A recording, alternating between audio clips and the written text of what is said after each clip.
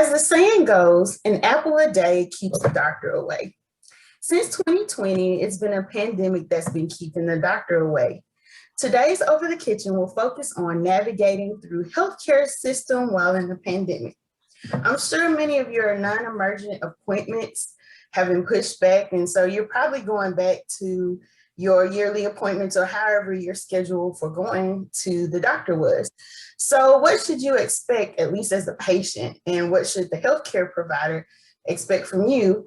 What should you tell your healthcare provider? How is this process will be different this time since we are currently in a pandemic? And so today I am joined with board certified nurse practitioner, Shawn Powe. She's the lead provider and founder of eCure Clinic, which is an urgent telehealth clinic in Birmingham. She has over 10 years of experience as a nurse in emergency medicine and primary care, and has nearly 15 years of experience in the healthcare field.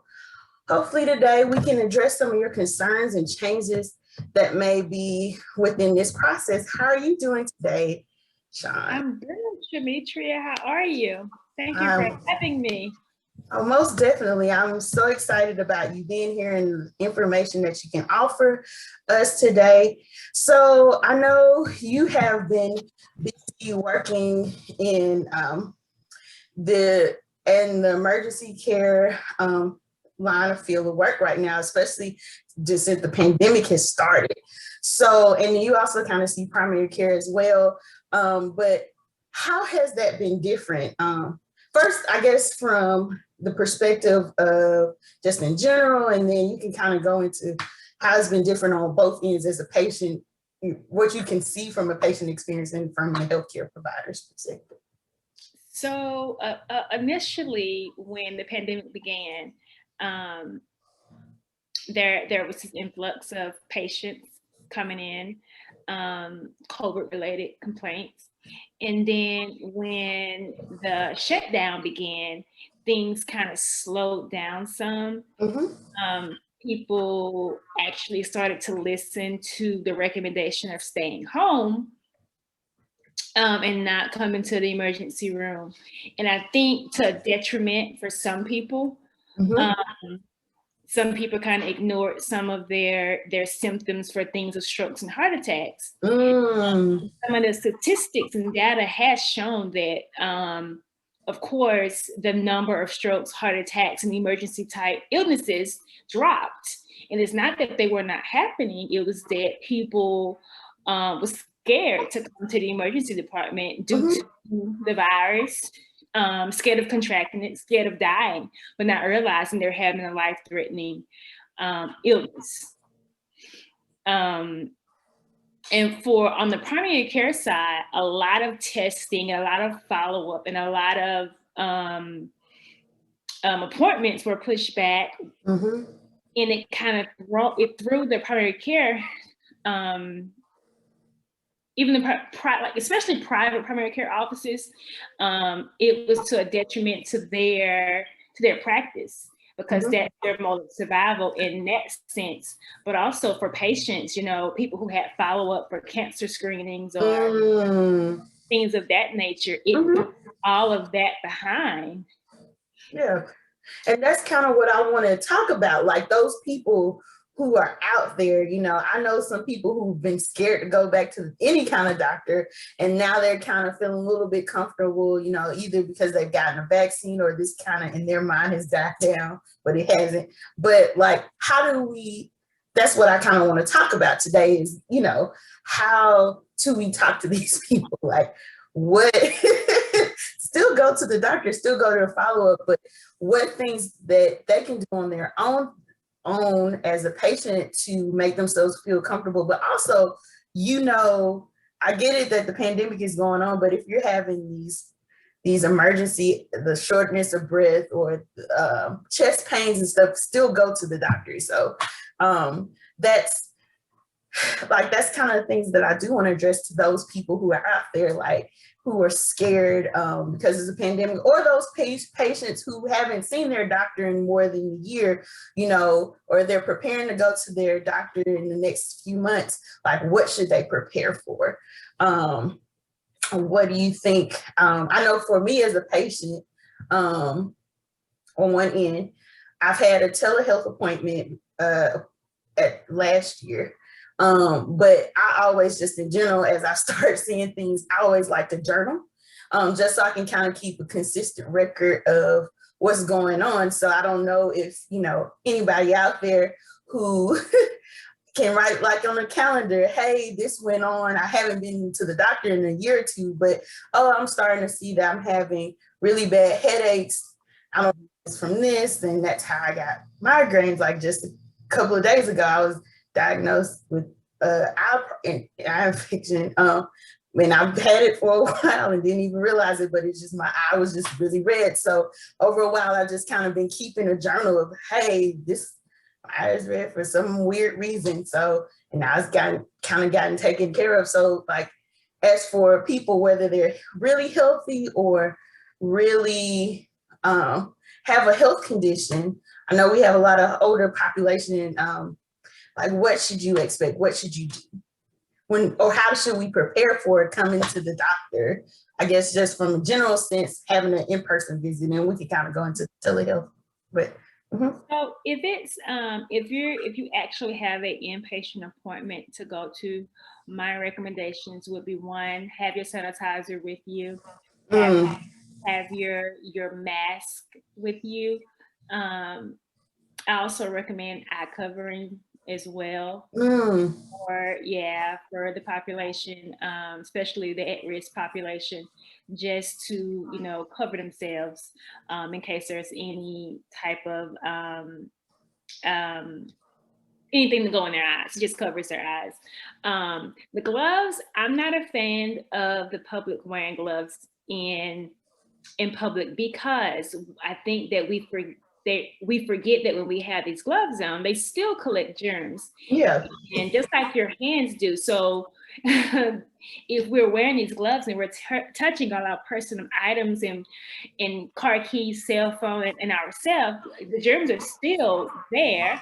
And I think that we're more likely to wash our hands if we don't have the gloves, and more likely to use sanitizer if we don't have the gloves on.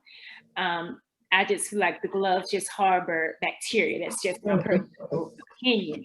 We're taught in the hospital to go, wear gloves, go into the room, do what you're gonna do. And when you go to the patient's room, you trash the gloves. Yeah, that's what I do. To your computer. Go to your computer and type, and you don't go and do other things with those gloves on. You throw them away because they're soiled after you've done whatever you had to do. I think that's probably the best way to protect yourself. A lot of doctor's offices are having the patients sit in the car, and they'll call them when they're ready for them to come in. Therefore, the waiting room doesn't fill up. If you're at a doctor's office and they don't do that, you can request that, hey, can I sit in my car until you guys are ready for me to go back to see the provider? I think those are, some of the best ways to help protect yourself. I don't think that individuals should not go to the doctor because they're scared of COVID. I think there are too many things that can happen if you're not following up, especially if you have high blood pressure, diabetes, heart disease, things of that nature that need close follow-up. No, I love what you said. Don't not go to the doctor because you have it. And I love this whole thing. If somebody is not, you don't feel comfortable, not go to the doctor, but you can request a little bit of adjustments, like sitting in the car. So for those people who like to bring a family members with them to the doctor, are they still, for the most part, only having one person going into? Okay.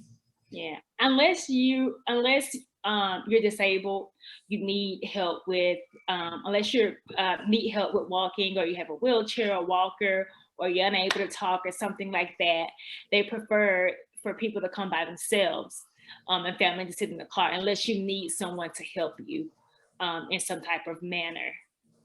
Yeah. Okay, so in terms, I'm not sure if everybody's familiar with this term telehealth. So how is that different from just a regular in-person visit? So telehealth is actually just like what we're doing now. You have your patient on the screen with the video, and you have the provider on the other end, and the provider talks to you about whatever illness or concern you're having that day. Every illness is not telemedicine appropriate. Okay, I like that. Yeah. I think that providers do know and are cautious and are aware to let the patient know, hey, this is not appropriate. You need to either come into the office today, tomorrow, or you need to go to the emergency room. But I do think that it's a good starting point to actually see the provider, to see what you have going on, to see if this is something where we can just have you go through outpatient labs and follow up, or if this is something that you actually need to come into the office and be touched and be seen for. Some things are, you know, a little easier than others on telemedicine. Some things are just not appropriate. And that's kind of just left up to the provider that you're seeing to determine what's appropriate and what's not appropriate. But I think it is a start, and I think it's a good idea for those who are able and capable of doing the telehealth and telemedicine, which is the same. Telehealth, telemedicine, there's a little difference in it. It's used interchangeably, but I think that's okay for the most part to use them interchangeably. So if I don't have like computer access, not computer savvy, and my prefers, you know, is only doing telemedicine, what should I do? Should I call, or is that an option that in most places? So I think if you don't have the ability, like the internet connection or the cell phone that's capable of doing videos, excuse me, I think you should just call your doctor's office. They're even doing phone appointments. So Medicaid, Medicaid and Medicare are now reimbursing Great. a rate for telephone calls. And Great. Again, just like telemedicine, some things are not appropriate, but the important part of it is that you're talking to a healthcare professional, a triage nurse, a nurse, a medical assistant, whoever over the phone, and you're saying, hey, I've got X, Y, and Z going on. I'm not able to do the telemedicine call, or this is what I have going on. Can I get an appointment to come in? Do I need to go to the ER, or can this wait? That makes so much sense. It's, you know, because it seems like the healthcare community wants to not only protect the patients, but themselves as well. Because I know, you know, as I was saying a little earlier, like this time through the pandemic, if it has not shown the light, the importance of keeping the healthcare provider community, help all the people who work in the hospital, everywhere from the environmental service, the people who work in sanitation, all the way up to the CEOs and the health directors. It's really important, because if they're not there, who is there to cure the sick people? So I think that's really, really important in creating these different avenues. And that's the beauty about the pandemic, is kind of have pressed forward these different avenues for practicing medicine and getting a bigger, greater outreach, because I know there are a lot of people who are still bedridden, and you know, kind of re-adopted the house calls that was very popular back in like the 50s, 40s, and different things like midwives and doulas. It's just created these avenues of what they call old age medicine. Has come. You know, it's not perfect. You know, the telemedicine, none of this is perfect. You know, nothing is, everything you have to work on. Yeah. So of course there are issues when there's poor connection, you can't hear the person, the screen is freezing. It's not perfect, but it's a start, and it's a help and an aid. You know, it's something to help people. And it allows, the telemedicine actually allows us to see more patients a day, to triage more patients. Yeah, because it's quicker visits sometimes, a little bit quicker to see people through telemedicine, and you just triage them on which way they need to go. Hey, you need to go do X, Y, and Z. You need to come in, you need to go to the ER, or excuse me, you just need to go do some outpatient labs, and then we'll follow up with you with the outpatient labs. by no means is it a perfect system and it works for everything, but it helps. I think it helps a great deal. One thing you kind of mentioned that made me think about this. Does it cost any different? Like, will I see a higher increase on my insurance or my copay because I went to telemedicine versus the in-person visit? So were people getting the influx of that or whatnot? The amount itself, I can't say is different per different insurance plans, deductibles, and carriers, but it is not more expensive. Okay. It's not more expensive. It should be whatever the same deductible or copay that you usually pay or less. Whatever your usual payments are for when you go to your primary care or your specialist, it should be that or actually a little bit less in some instances. There's nothing extra from doing the video visit. Oh, that's really, really, really, really good information to know. So like we said, if I'm preparing for my normal appointment, going back since I haven't been back all year of last 2020, well, since 2019, should I be keeping a record of all my medications and all of that kind of stuff? And what else should I do differently? Should I just, what should I do differently as a patient coming back into the system again? Again, it's just feeling okay today. Again, it's just, the COVID precautions with the mask and maybe some eyewear if you feel comfortable with that. And I think it's a good idea, like you said, to keep track of your medications. If you can have those, write those out. Your symptoms, how you're feeling, if you got this particular symptom that day. Because sometimes when we have things going on and they go on for so long, the timeline gets jumbled up when the provider, one of our main questions is, so when did this start? How long has this been going on? Has it changed? Is it getting worse? Is it getting better? Is it about the same? What was the pain like when it first started versus what type of pain are you having now? Those are important assessment questions that we ask to help determine what we're looking for as far as the diagnosis or where we're going to head with your testing or your diagnosis testing or whatever. So those are important things. If you can, write them down, remember to make a note somewhere so that that'll help in your treatment. I do know that being that the healthcare system is kind of all behind and jumbled up now because everybody's behind on their reports because everything had to get pushed back. I think that, as a patient,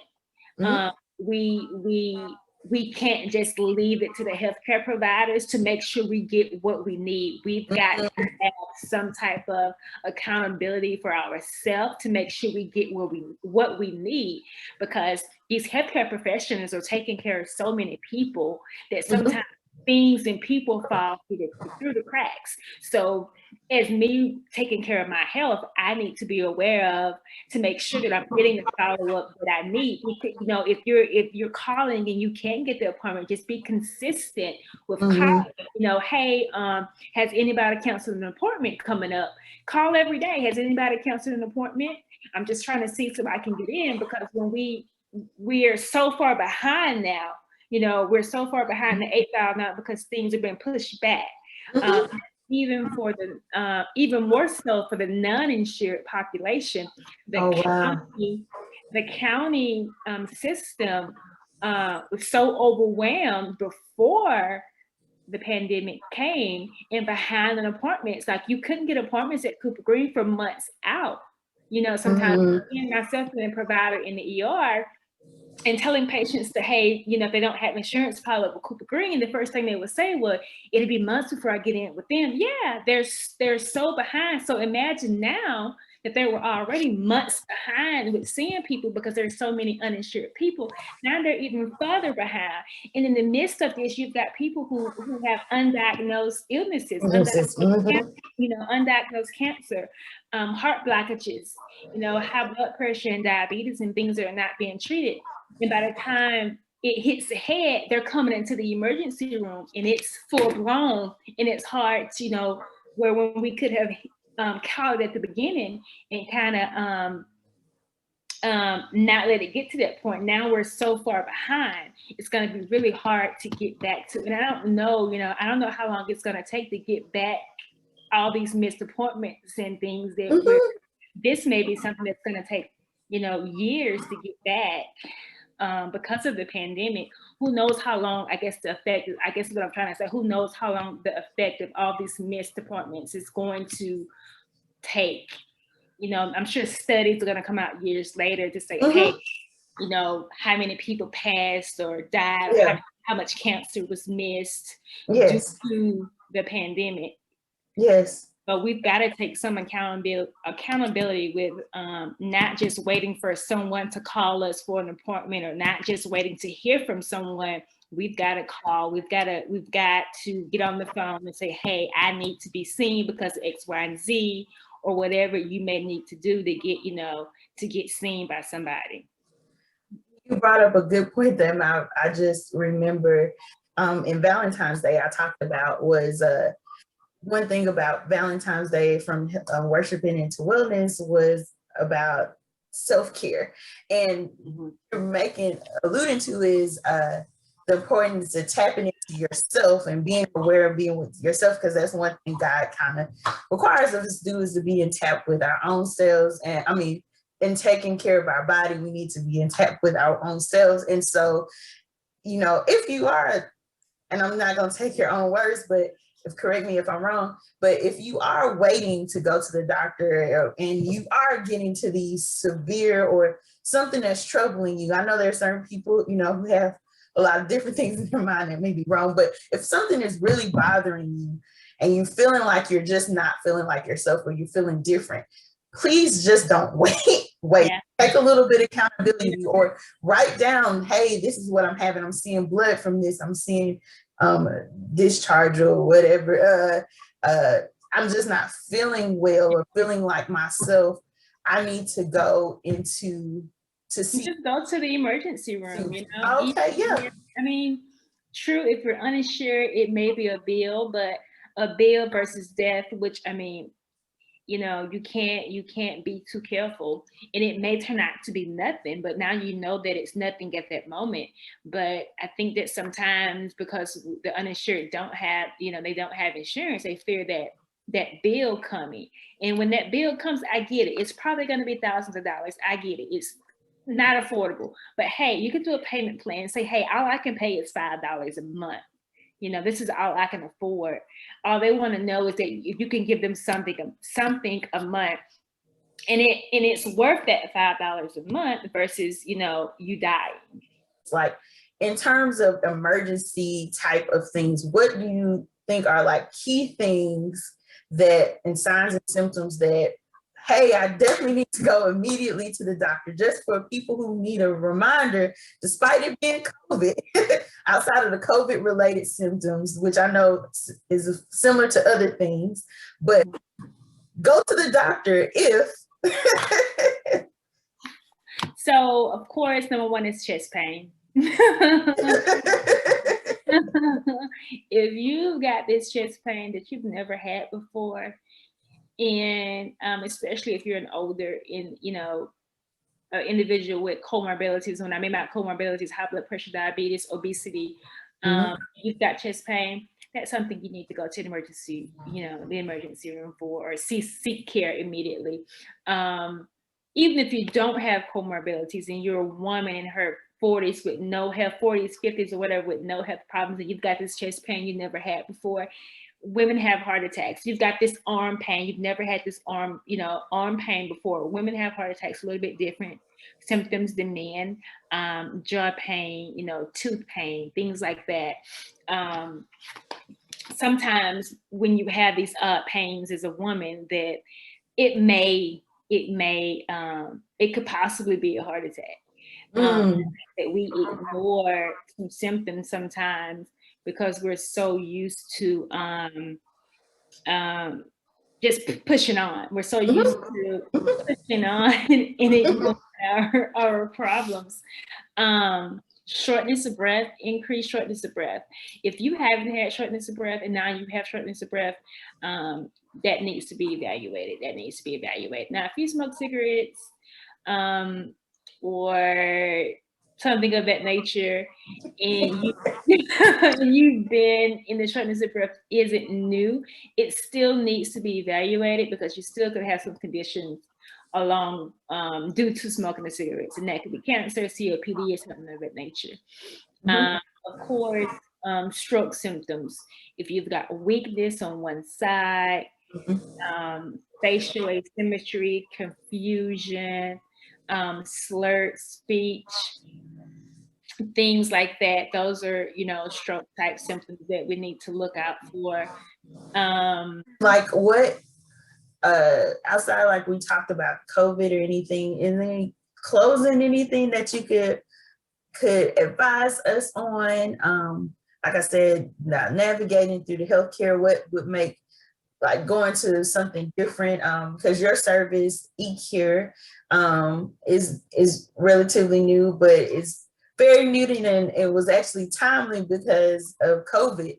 And what makes like organizations like not organizations, but entities like yours. I know I've seen like different, even other websites for like Romans, which is like a men's health kind of telehealth clinic. Like a lot of things are telemedicine kind of places are popping up online and in people's faces. So what, you kind of touched about that different, but like in closing, like what kind of things should people expect, or should they be weary of different kinds of things, or know what's best for them when it comes to working through the healthcare system, even in this pandemic time? I think that trying to navigate the healthcare system is not easy.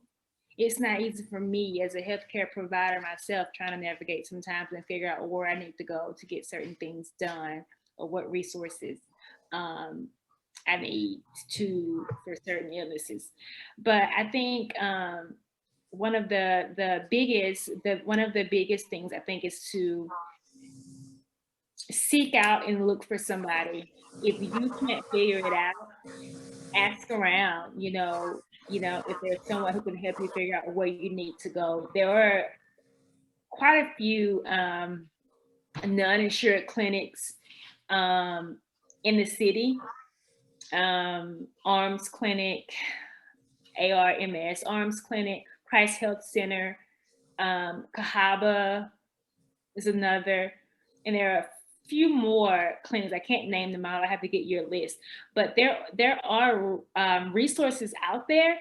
It's just figuring out how to get to those resources from that standpoint. Now, if you're insured, if you have insurance, for people who have insurance who need to navigate the healthcare system, and if you are able to if you have computer skills and you're able to look on the computer, my thing would be to Google different primary care. If you can't get in with yours, if you need a new one or whatever it may be, Google different primary care providers.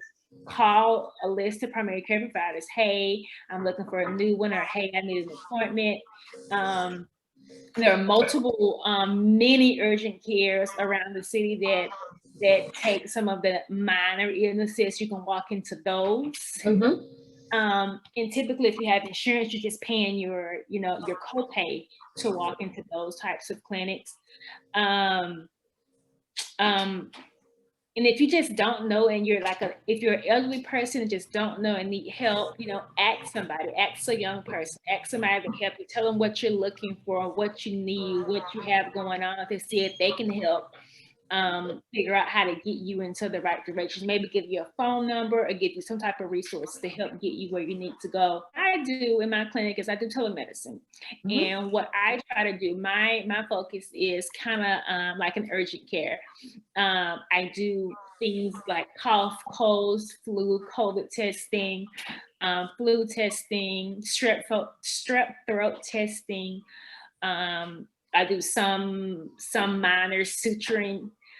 as far as house. So I do house calls and telemedicine. Okay. So I was just about to ask that. How do you suture and do telemedicine? So I come to your home, or we can do a video call. As far as the house call portion, where I come to your house, I can, if you have an abscess, depending on where it is, I can come to your home, numb it up and drain it. If you have a small cut, I can clean it out, suture it if it needs suturing.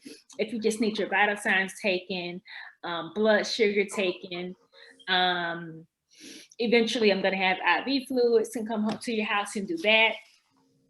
My service is for typically those individuals who don't have a lot of medical illnesses, who don't have a lot of comorbidities, who just need something here and there. Something pops up and they're not feeling well. And then the telemedicine, and a lot of things we can do with telemedicine, urinary tract infection, yeast infections, cough, cold, flu type things we can treat through telemedicine. So yeah, I mean, I don't take insurance because I like to not deal with the third party, but because my prices are so low, the amount of a copay and deductibles, I can just charge a flat out fee of $49 for the telemedicine portion. And that covers, us talking just like me and you are, and sending in whatever prescriptions you may need or work excuse you may need. And then go ahead.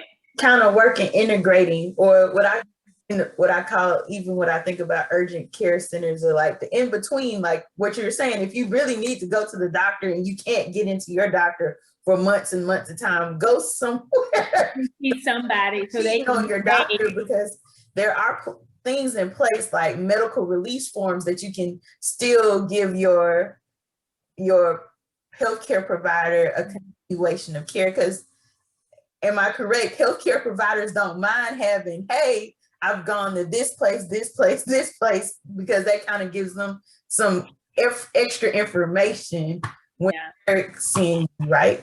Yeah, see somebody. Whoever it may be, wherever it may be. If you have something going on, see somebody, because the longer it goes on, the worse it gets. It's better to catch things at the beginning than it is, when it's farther along and kind of out of control. And that's with any illness, some things can be fixed and cut off, and things get worse as they go on, Most definitely.